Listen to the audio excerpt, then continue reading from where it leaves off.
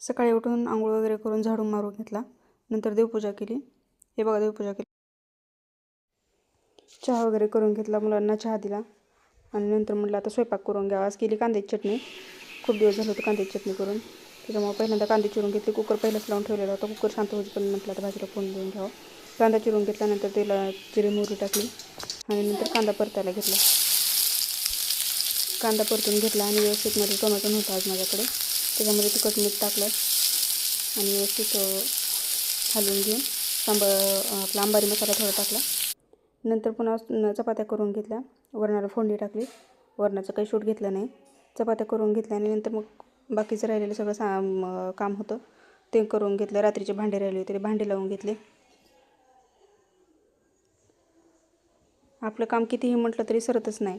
काही ना काही चालूच असतं. मध्येच काहीतरी येतं काम. त्याच्यामुळं आज थोडा उशीर झाला होता. नंतर आपले भांडे राहिले होते लावायचे, पूर्ण भांडे लावून घेतले.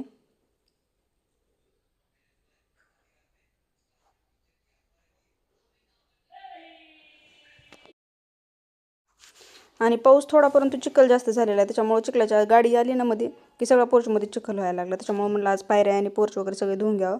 आमचा श्री मला प्रत्येक कामामध्ये अशी लोडबुड करू लागतो. पहिल्यांदा पायऱ्या धुवून घेतल्या. पायऱ्या स्वच्छ केल्या धुवून.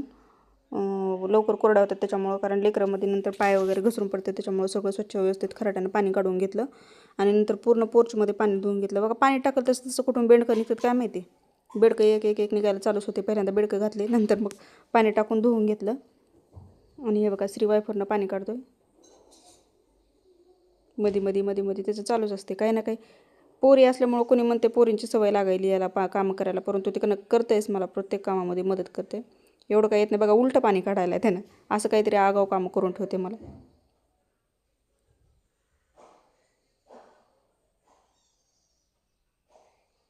नंतर त्याच्या हातातून वायफर घेऊन मी वायफरनं पूर्ण पाणी काढून घेतलं स्वच्छ. धुणं वगैरे पहिलंच झालं होतं. म्हटलं एवढा पोर्च धुवून घेतला की नंतर आपल्याला एडिटिंगला वगैरे टाईम भेटतो, म्हणून पहिल्यांदा पोर्चमधलं पाणी वगैरे काढून घेतलं, स्वच्छ सगळं साफ करून घेतलं आणि मग झालं. बाय. कसा वाटला आजचा ब्लॉग?